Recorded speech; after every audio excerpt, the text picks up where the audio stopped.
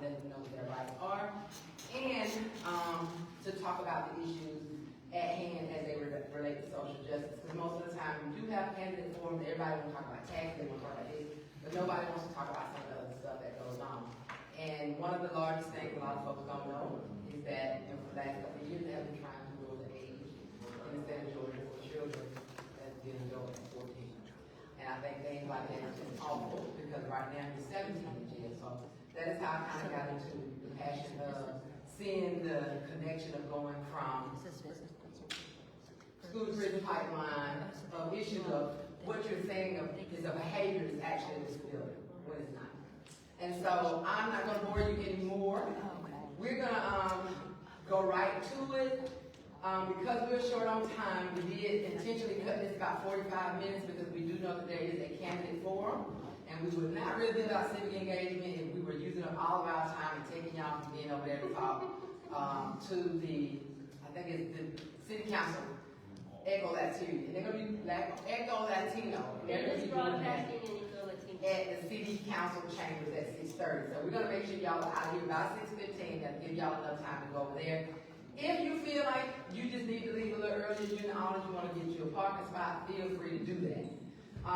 Before we get ready to go into the questions, and where we normally had so many questions for y'all, we're probably going to just limit it to 5, maybe 2 minutes each, and I think that'll be good.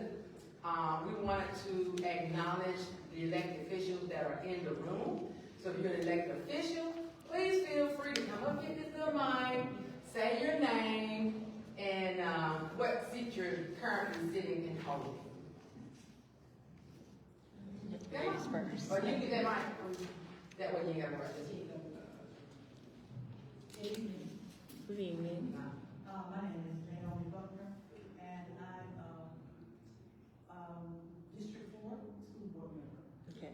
Naomi Buckner, School Board, District 4. Okay, I've been on the school board for 24 years now. And working hard to make sure that all of the students in the school county that are quality education no matter where they live, and also to make sure that when they leave us, they're prepared to accomplish some of the things that you need from the citizens and be able to prepare for the military, college, school, the workplace, Yes. and for the home. We try to make sure that we are preparing our Thank you. I think when I was asking us that some places people, they don't do home economics anymore in the schools. In person, I really wish they would do some financial literacy in the schools, because I think even then, 30 years ago when I went to school, I had no concept. They just said, oh, you're a college credit card, and there to go all the debt. I really wish they would do financial literacy in these schools for our kids. Good evening. My name is Travis Chambers, City Council at-large representative, where I represent over 208,000 constituents right here in Columbus, Georgia. Delighted to be here, and thank you for the invitation. Thank you. That means you got 208,000 potential spam emails, right, that you checked. Because you did check my email, and I'm going to bring that up, so I'm going to add kids in. The fact that they do that means they check their email. So I'm going to tell you now, all to the audience out there, if you're running for office, you need to learn how to check your email. Bless the Lord. Yes. Now, that means you got how many? 208,000 constituents. So that means that you're going to have 208,000 people in your spam, so that's not an excuse to me. All right, so thank you. Oh, wait, we got one more person that's running for office. I see you out there. Come on and stand up and tell your name. My name is Richard Wright, and I'm running for Lieutenant Governor of Georgia. And we came down, today Sunday died. So I have to seek down what I believe Columbus is important and local politics is important. So I'm going to come down here and hear what Columbus needs. I want to be a state official with a local here. All right. Thank you. Thank you. And those who don't know what Sunny Die is the last day of the legislative session. And we not going to talk about it. I'll definitely send it to you in your email about HB 295 that the Senate will likely pass, that is criminalizing people who are unsheltered. Of course, City Councilor Crabb passed it already in Columbus last year. But what people don't realize is that if you got a lot of adults that are unsheltered and homeless, they got children that are unsheltered and homeless. So it'd be nice if they could stop that. But And we have our last one, and we're gonna get to the questions. I see y'all never said anything. All right. My name is Ellie Valdez. I'm running for State House 139, Muskogee County, Harris County, Georgia. I'm here running as part of the team called Fighting 50 across the state of Georgia. There's 70 of us this year. There was 50 of us 2 years ago. And in this district of 139, my opponent is Carmen Rice.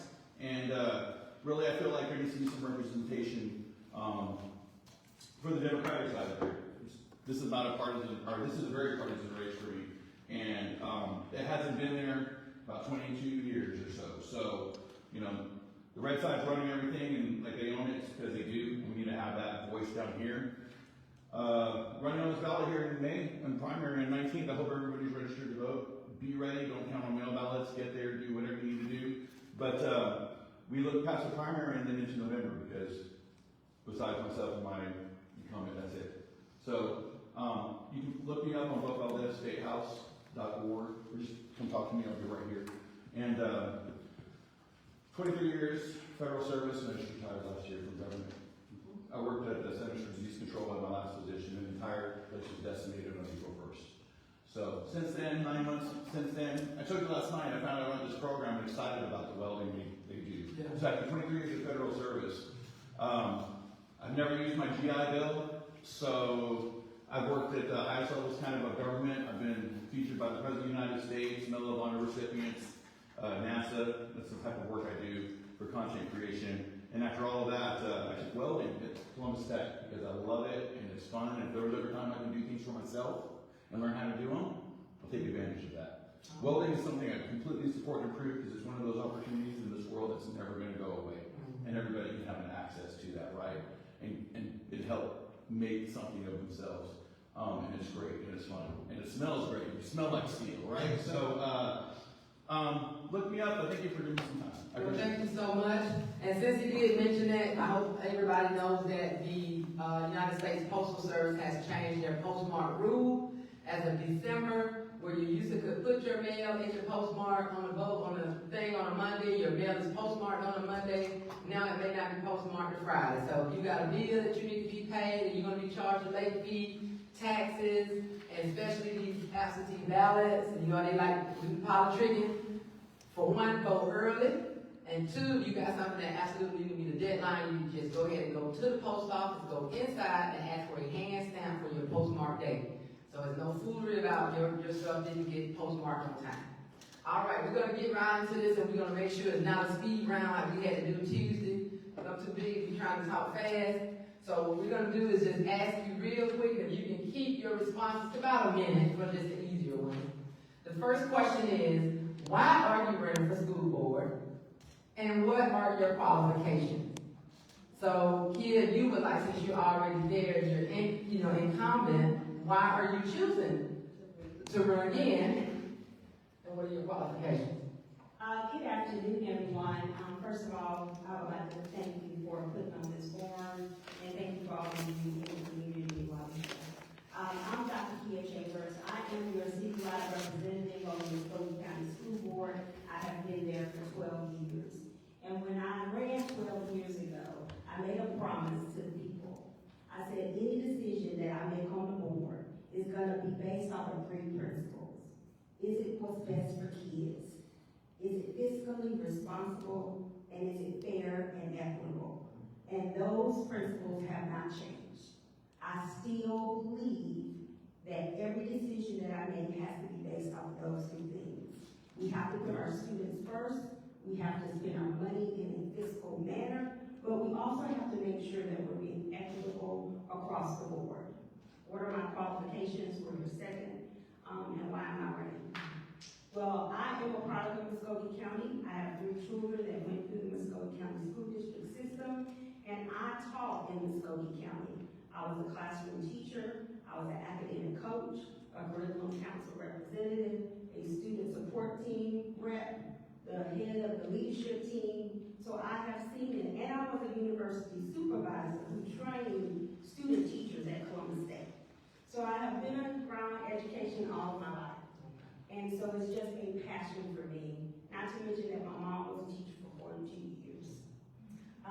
Why am I running again? Because the work is not done.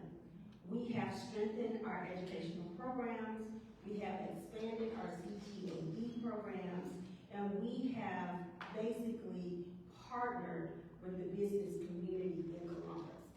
And I believe we've done that in a transparent manner. And I'm running because the work is not done. We are on the right path. When I stepped onto the board, those of you that remember 12 years ago, there was a lot of, let me not say chaos, but there was a lot of unrest. A lot of unrest. We were on the front page of the paper every day, and we couldn't get things done because there were a lot of things going on that were not putting the students first. I can say in the last 12 years, we've made a great amount of progress, and I want to continue that progress. I think that I have made myself available to my constituents. I have definitely gone back to school and got my PhD from Auburn University in education since I've been on the board, because I do want to make sure that I keep myself abreast to how education is changing. It has changed since I was in the classroom. But I wholeheartedly believe in what I do each and every day. Some people say this is a thankless job, but I don't do it for a pat on the back. I do it because I believe in these kids. I do it because I love Columbus, Georgia, and I do it because I believe I'm walking in my purpose. Well, thank you so very much. And Ms. Abdul, we're going to give you 2.5 minutes as well. Thank you so much. And again, as I stated last night, thank you guys so much for doing this, especially when you're looking at how does education affect individuals' lives when it comes to imprisonment.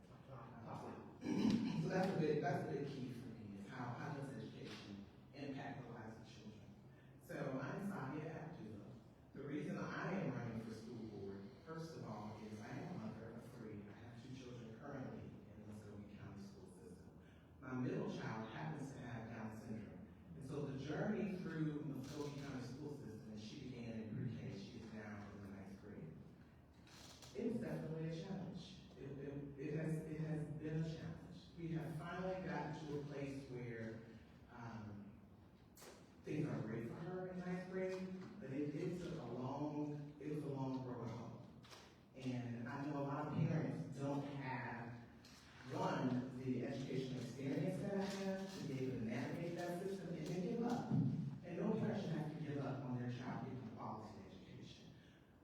And so I know if I was told things like, your child don't belong here, and I was an educator in Muskogee County school system, I can only imagine what other parents have been told, or what has been done to other parents in Muskogee County school system.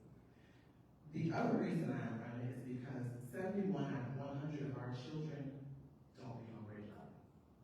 That's not the work getting done. I've never wanted to be a politician, if I'm honest with you. I would much prefer to not have to be in this seat, but I can't watch children not get what they need to change their lives and just do it quietly, sitting in my little house, working with my children while the rest of our kids are not getting what they need. So my experience, I have over 20 plus years in education. Yes, I was in the classroom, but a lot of my experience has been in administration. I've been a school turnaround principal. I worked at the State Department in South Carolina as a school transformation officer. I was the director over the entire state.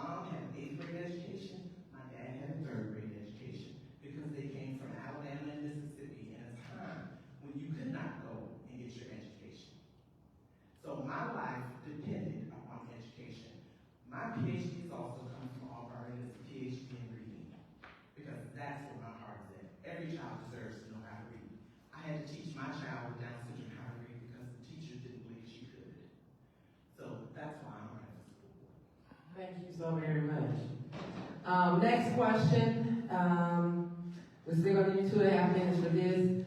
What, in all honesty, be honest, what do you consider to be the number one need of the school district? As far as what is it lacking, what is the honest need? And if we're re-elected or elected, what are the budget priorities regarding making sure that need is met? We'll start with this, And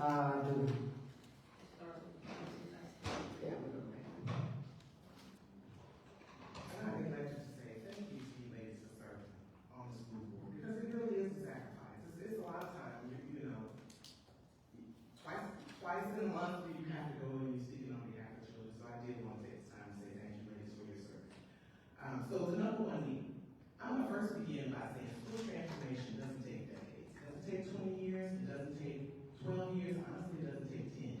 All the research says when you're trying to do a turnaround, 5 to 7 years. 5 to 7 years is how long a turnaround takes. Okay? So what is the number one need? We are in need of a turnaround. We've been waiting for so long. I've talked to our state representatives and they keep saying the same thing. We gotta wait. Children can't wait. They get one chance at their education, and then it's on to the next generation, and then the next generation, and then that generation is raising the generation that didn't get what they need out of their educational system. So we keep waiting for turnarounds to happen for our kids. Number one, reading. We have got to get. If you follow a bell curve, you should have at least 80% of the kids reading on grade level. If you're getting quality, 80%. As I said, we have 71 out of 100. We have like 30% of our kids. Math is worse. Math is 28%. It is not acceptable. So that's the number one need. We've got to get kids reading, because to get in tech school, if that's the choice they choose, if they want to go to college, whatever our students choose, they've got to know how to read. And so that's the number one need.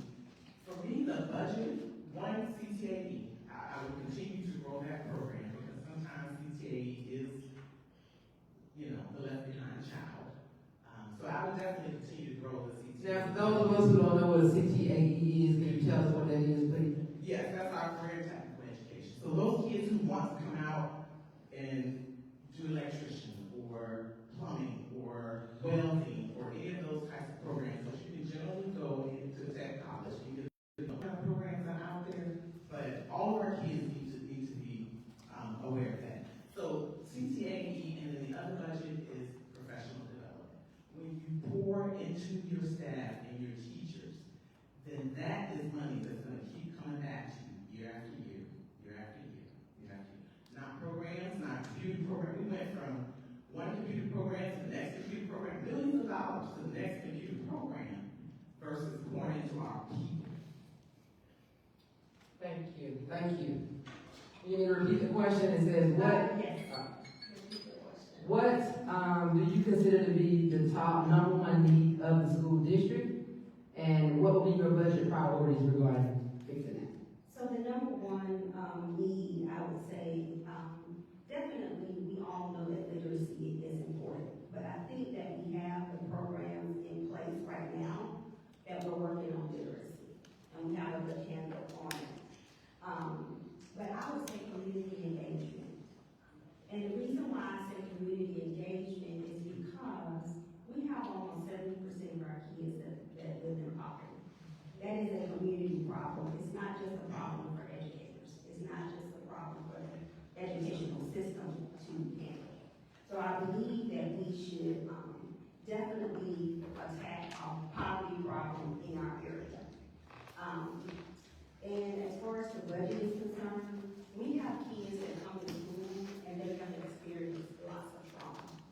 And so the schools are having to provide wraparound services for mental health, for counseling, and things of that nature. So if I had to put some budget parameters in place, I would definitely put them towards wraparound services. I do wholeheartedly believe in CTAE, expanding CTAE, but we have expanded CTAE in junior high school, all the way through high school. And all of our high schools right now have some type of CTA program, not just at Jordan. So it's all the schools. And what we can do to expand that is to move down to elementary schools. Because what happens if we move them down to elementary school and we expose them to different careers at an early age, by the time they graduate from high school, they know exactly what they want to do. A lot of times we have kids that graduate from high school and they don't know what they want to do when they get to college. So they are trying to figure it out. They have so many choices when they get out of school, so many opportunities. And sometimes they get lost. And we also have the Jim Button School of Excellence, and I'll talk about those when I have more time. But we are working on literacy already. Okay.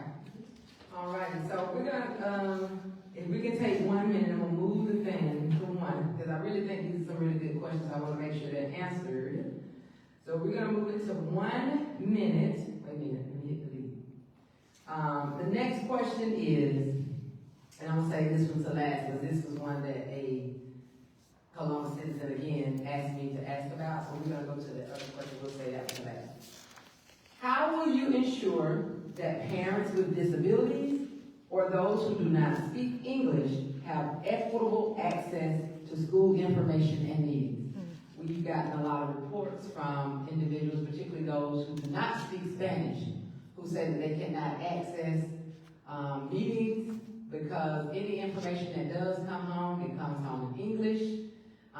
It does, as far as going on the website is in English. I'm not sure if at the top of the website I saw it where it gives you the opportunity to change it from English to Spanish. But I just wanted to ask that question because that was a question that was submitted to us. How will you ensure that parents with disabilities or those who do not speak English have equitable access to school information and needs? I think the first thing is making sure that these parents, all parents, feel comfortable. They need to feel comfortable coming into the schools. They need to be comfortable reaching out to the schools when they need something. But most of our schools have parent liaisons and advocates that can help them if English is not their first language. So we do have resources available for English as a second language students and for their parents. So I think some of that is them feeling comfortable reaching out and taking advantage of the resources that are available. Okay. I know when I visit schools, sometimes I've gone in and talked to our parent liaison at Baker, at some of the other schools too, but some of the time, the problem is not having parents to come in. The resources are there. The resources are there, but the relationship with the parents are not there. And so if we could strengthen that relationship and create a culture where parents feel good about coming into the school building, then I think that is available. And in order to ensure that it's equitable, I think we just need to increase those services for everyone. Thank you. Same question. Okay, so, as a principal, I actually worked in a school that had a very high population of Latinos and Spanish-speaking individuals. I myself can speak enough Spanish to get me by, so I can kind of skirt around that one. But what I did, when I had any meeting, I made sure that I had a translator present. And so it's really about knowing your population, because if you're in a setting that doesn't require that, then it becomes a waste of resources. However, if you know that you're in a setting where you have multiple languages, then, you know, as a school board, as a superintendent, those should be things that we're addressing and empowering our administrators to make sure they have the tools and the resources they need to be able to speak to all of their parents. With AI, I mean, it just, and Google Translate has been around forever. Well, that's how I got the message. It was in Spanish, so I did go to Google and Oh, wow. Yeah, you know, back then I was using Google Translate, but then I would give it to someone that I knew spoke the language well, so they could help me, you know, not have Google make me look crazy. And so sometimes it's just going that extra mile because you do want your parents to know that they're alone. And I promise you, when I did that for my meetings, my Latino folks turned out because they knew that they were wanted and welcome because I went the extra mile. Well, I'm gonna let you say, City, but I'm gonna ask, Dr. Chambers, since I don't know if the policy has changed or not, so we're gonna switch with this next question. When I got out of prison in 2011, prior to going to prison, I was very active in my children's lives. PTA meetings, other kids had birthday parties, I brought cupcakes. If they needed somebody to volunteer, Waleisah was there. When I got locked up, I thought I was gonna be able to do the same thing. Come to lunch and eat lunch with the children and do that kind of stuff. But unfortunately, when I got back here to Columbus, I was told that I could not come on campus because I had a felony record.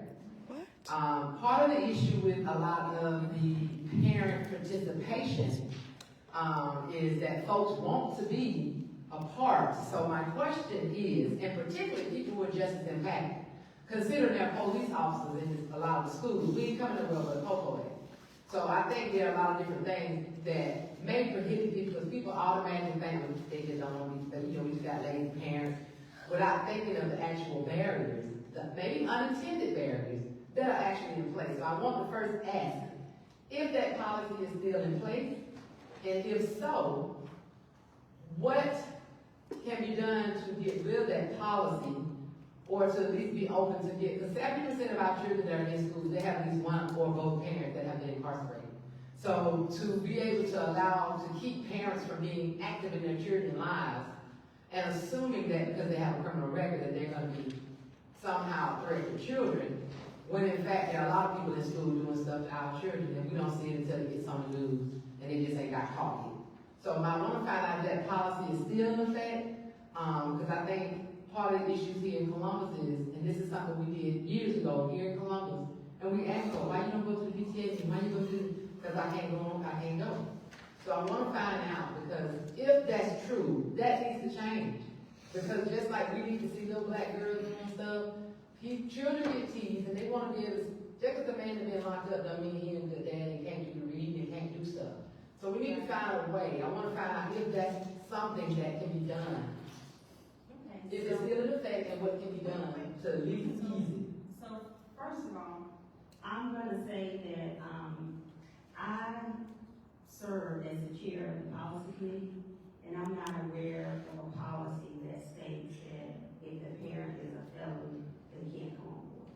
And when I became chair of the policy committee, I think that was my 4th year on the board, we rewrote every single policy. We worked with the attorneys and went through. That was one of my initiatives. And we went through the policy. And I'm not saying 100%, but I'm saying that I do not recall a policy. See, there are some things that the school board is responsible for as far as policy.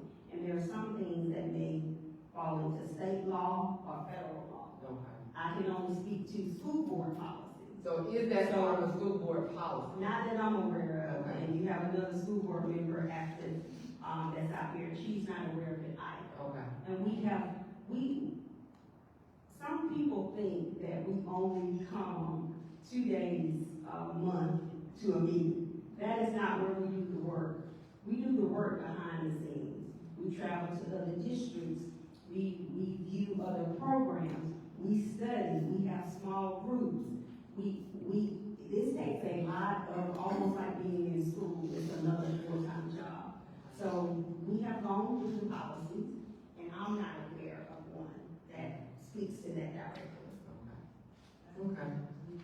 Is that what, Huh? especially is that we have parents and churches who participate in meetings. One of my friends. I know when I was here, I was told I couldn't come to a PTA meeting. And this was, I can't think of the school, it's about University Road, by the McDonald's, whatever that school sit back there. One of my friends participated in. But meetings. Yeah. And we. off University Road past the Walmart, what's that school sit back there? Georgetown. She was required to have information about her children. She was in prison, so I don't know where. Yeah, told me I couldn't come up there. So I just want to find, I'm glad that got answered. So we got time for 2 more of my questions. We're gonna keep it on 1, and just in case we have any questions from the audience.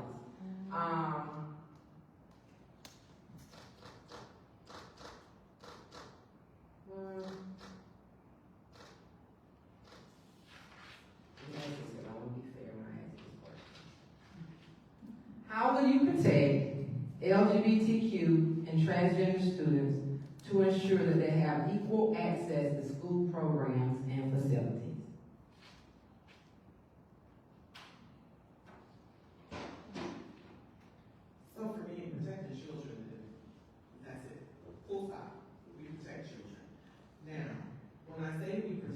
children, I think when you're talking about accessing programs, if you're saying, what if I'm transgender and I want to participate in female sports? You have to go by whatever the policy has stated that we put in place. For me personally, I have a daughter who's a swimmer, and she was a collegiate swimmer, and I've had these conversations with her, like how would she feel if she was competing against someone who'd gone through, who had gone through the process and was transgender, competing against her? Would she feel like it was unfair? And surprisingly, she said no. Because once you've gone through all of the hormone replacements, she felt like it was an equal playing field. And she felt confident that her ability would be able to support her against someone else who had gone through the transition process. So personally, I haven't had to be in that situation. I'm a runner for my own sake. I'm a athlete for my own sake. I'm not an athlete on a team. But I do feel like we have to ask the people that it impacts. And so it can't be me sitting in a seat making these decisions. I really do have to, and that's why I like to talk to my daughter who is an athlete or other people who are athletes, and then the children that it's impacting. If you've made this decision that you've chosen to go through this process, I really think your voice needs to be heard, because for me, some decisions are individual. And it's not about me and what I think and what I believe for myself, if that makes sense. Mm-hmm. I think you get the opportunity to believe what you believe for yourself. Just as importantly as I believe what I believe for myself. So that's just how I look at it. Thank you. Could you repeat the question? I think I remember it. How will you protect LGBTQ and plus students and transgender students and ensure they have equal access to school programs and facilities? And if you feel that they also include bullying, you can speak on that as well. I believe that all children deserve an equal opportunity to an excellent education. And it doesn't matter what their sexual orientation is, what their color is, what their religion is. Kids are kids, and it's our job to educate them. As far as specifically class of kids, when you're dealing with rights and protected classes of groups like LGBTQ, we depend on the state. We don't set those policies. The state sets the policies, and then they trickle it down to the local board, and then we change our policies to make sure that we're following federal and state guidelines. So it's not something that we make that decision sitting at the board table. When they tell us we have to have 2 bathrooms or a bathroom that everyone feels comfortable in, that comes from the state. That's not us necessarily making that policy. We are following the mandate that comes down. So some things are made at the local level, some are federal, and some are state. Okay. Thank you so much. We got 2 more questions. This question came from submitted question. I don't know why they be asking me questions, they ought to be asking y'all, but there are reports that students in group homes with reported felonies or juvenile records are denied being able to attend schools in Columbus. This is disturbing. Have you heard about this? And if so, can you talk about how they are able to address how that individual who sent the question should be addressing this issue with the caregiver of those children? Okay, so They live in a group home apparently, but because some of them are juveniles have been introduced to the system, right. supposedly the school has told them that they cannot come to school. So I think they're being virtually taught school at home because they're being told they cannot attend school because they've had records. So I can say this, we've had several incidents where someone is coming from a group home and they're bringing their student. They want to register that child, but we don't have the records, we don't have the background, we don't know what the situation is, and what the background of the child is. In order for us to serve the child, to give the child what they need, we have to have information on that child. Now, the law says that you have to provide free and appropriate education. So, I don't know of a case where someone has just been told, no,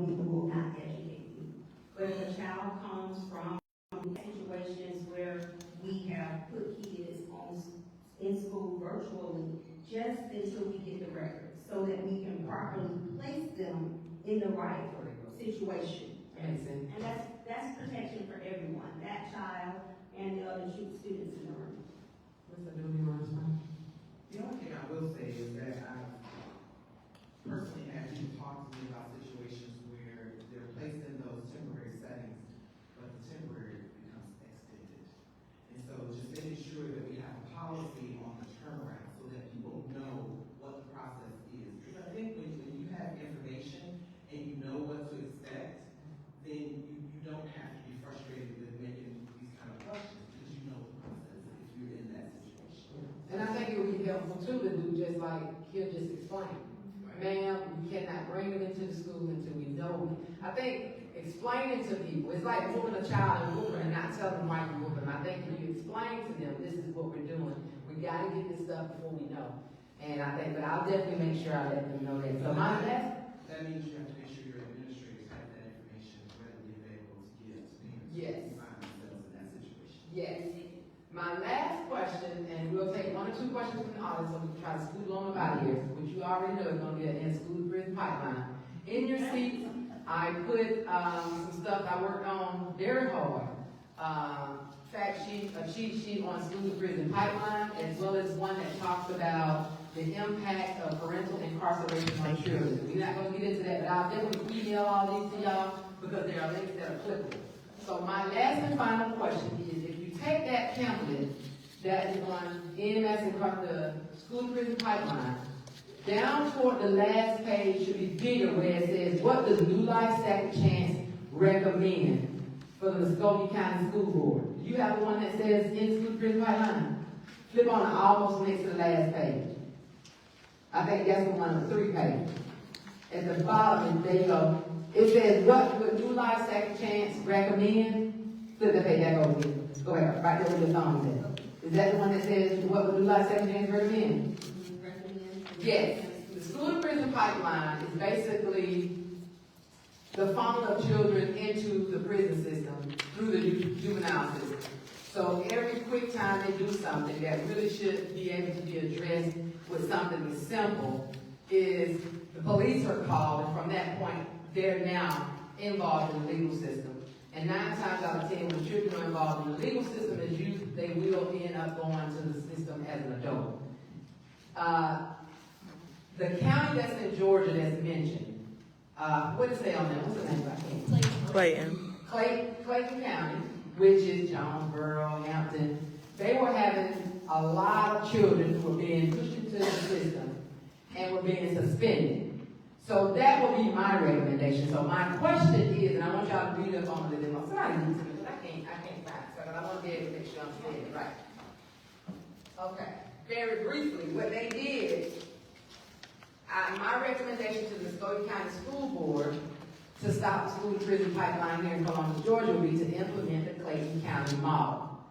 And that model simply was, they got rid of zero tolerance policies and replaced them with therapeutic restoration policies. In early 2000, Clayton County faced serious problems. Students were being arrested at alarming rates for minor school-based offenses that often stem from behaviors that would not have been handled by school administrators. So a bunch of judges, educators, and law enforcement came together to rethink the system. The result was, in 2003, the schools responded to the student behavior, but instead of automatically involving the police, the model created a clear guideline to distinguish first what is a serious offense and what's the minor behavior of a child. And for less serious incidents, schools were encouraged to use restorative practices such as mediation, counseling, and conflict resolution rather than arrest.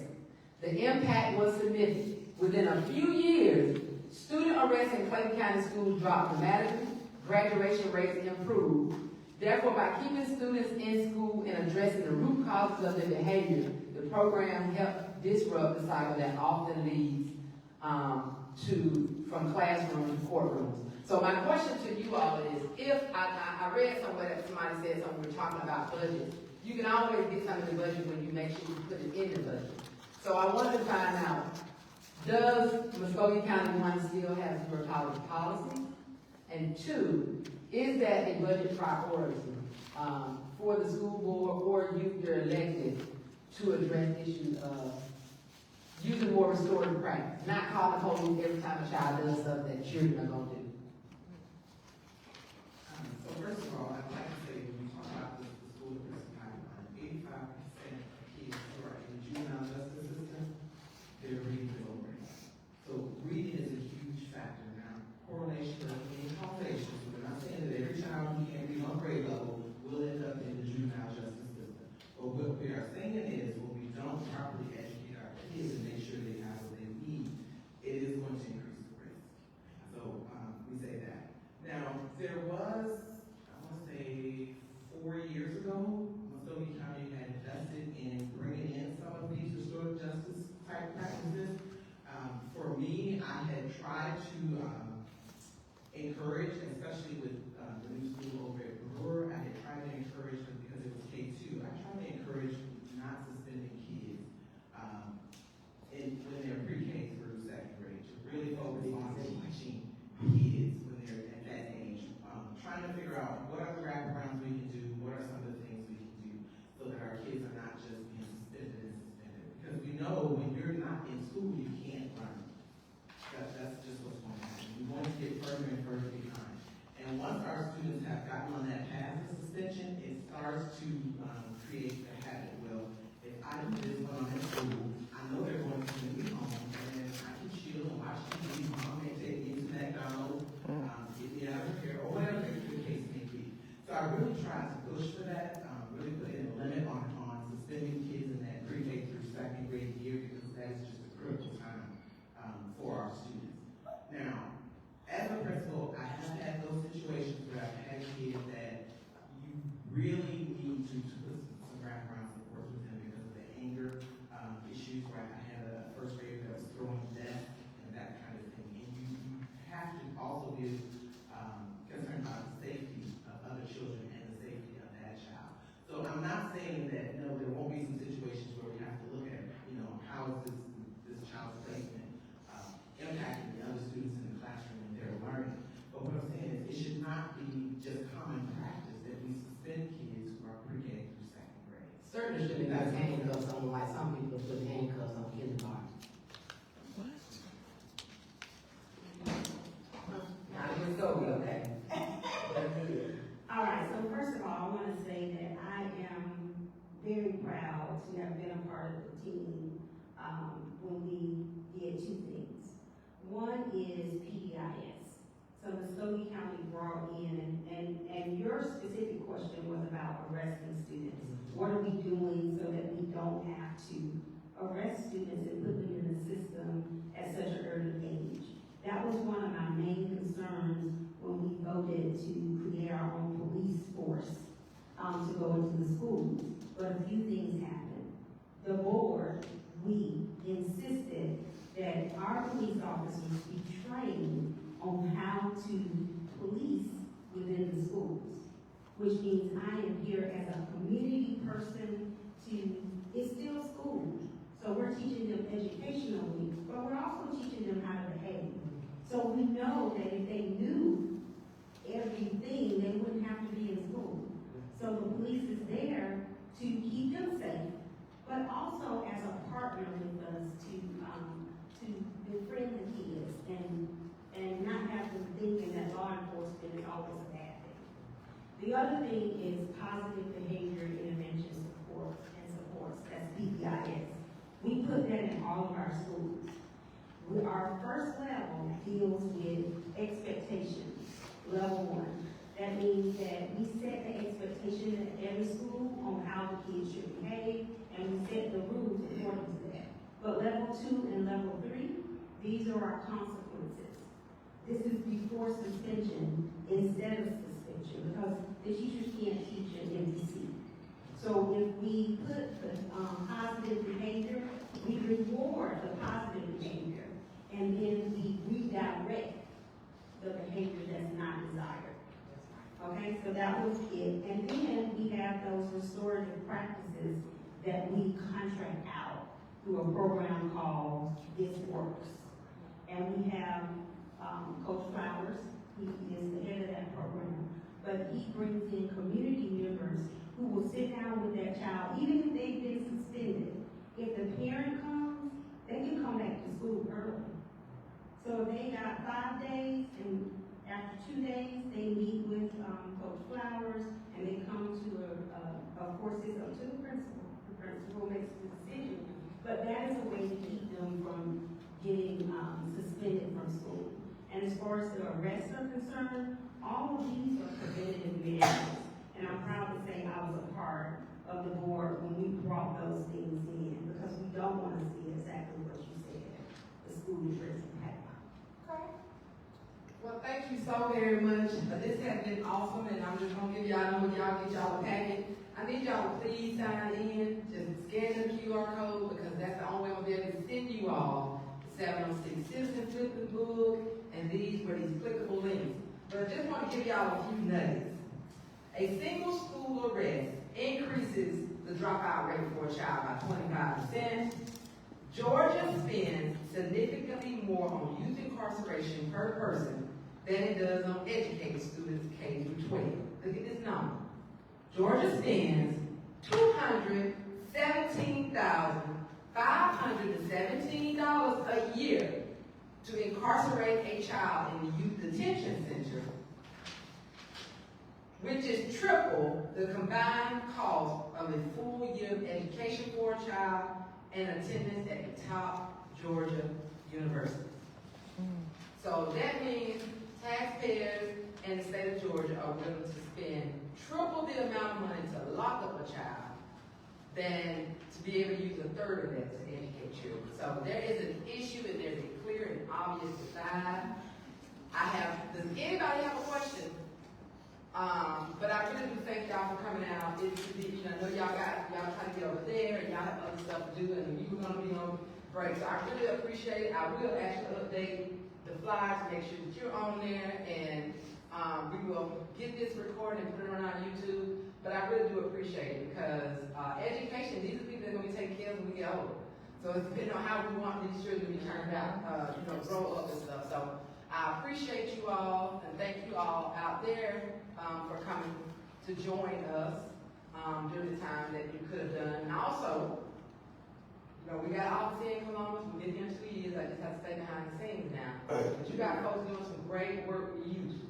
We are, Dr. Natalie Cole is, so I know y'all writing up in that budget. City Council folks, School Board. We do entrepreneurship for children 6 to 16. But you got to have at least one parent who's formerly incarcerated or currently incarcerated. Why? Because those are the children who tend to go to the game. Those are the children who do stuff like that. So I'm going to put my pitch in that y'all can fund it. We'd be glad to come and teach some children who want to learn some entrepreneurship skills. Because somebody know how to make some beads. Somebody know how to do this. Somebody know how to do that. And that might be their incentive. Everybody doesn't want to play football out of school. So that might be a great way to have a program that talks about entrepreneurship, financial well, you got your $100, let's budget this money. Let's see what we can do about, you want to cut grass, make you a little flyer, and that kind of stuff. So that's something we would love to do. So, you have a question? Yeah, I do. So Denise Cambridge, MCSD parent recap. I'm sure the elected members as well as the candidates seeking office are very familiar. My question is, and Dr. Chambers did allude to this already, talking about that family and parent engagement. Why, what is your thoughts around why we have seen a decline in that parent and family engagement? You spoke about the parent liaisons that are at our Title I schools, and I know that those school budgets, as far as that federal funding goes, they sometimes have decreased having a full-time person in that position and have supplemented that with a staff member to contract them to do 10 hours or whatever. Do you think that, do you think that that has had an impact on parent engagement, family engagement in the schools? I started out, my youngest daughter is now a junior in high school, so before she was even school age, I was a PTA parent. I was in the building at MLK all the time. I was in the building so much people literally thought that I worked there. But we had a full Mr. Claiborne, God bless him wherever he is now, but We had a full-time staff person, we had a full-time resource room that was available. I was able to be in the schools. This was pre-COVID. And I understand that COVID has changed a lot of things and how things are being done. And I guess this is not turning into a question, but a monologue at this point. But how do we return to that parent engagement? And then, so that is one question. How do we increase, how do we partner together to increase that parent engagement? And my second question is, how do we get, you talked about community engagement, how do we get people, and I'm excited for lack of a better term, everybody is talking about what's happening at city council, right? The mayor, the city manager, the city council did this. Nobody is talking about what you all doing. Y'all budget is bigger than their budget. And the taxes and the meal rate, like how do we get people, and I hate to say excited, but how do we get them passionate? I'm gonna be there. Yeah, absolutely. Unless it's raining or snowing, I'm not coming. Yeah. But how do we get people to want to be involved and want to be engaged in that process? So family engagement and community engagement, what are your thoughts around that? PTAs used to also be mandatory at every school, and they have declined as well. Well, so they have to start feeding people, you know. So they have a PTO. Some people are doing it as PTA, PTO, but PTA used to be mandatory, and all of our schools were on board 100% participation, but that has also declined. So family community engagement as well as community engagement at the board meetings. Thank you. How old are you? You Girl, know 50. Well, I'm 50. I'm 43. At 6 o'clock in the evening, they had dinner. So you got to give folks a little something. So maybe, you know, a little something to eat. Folks will come and you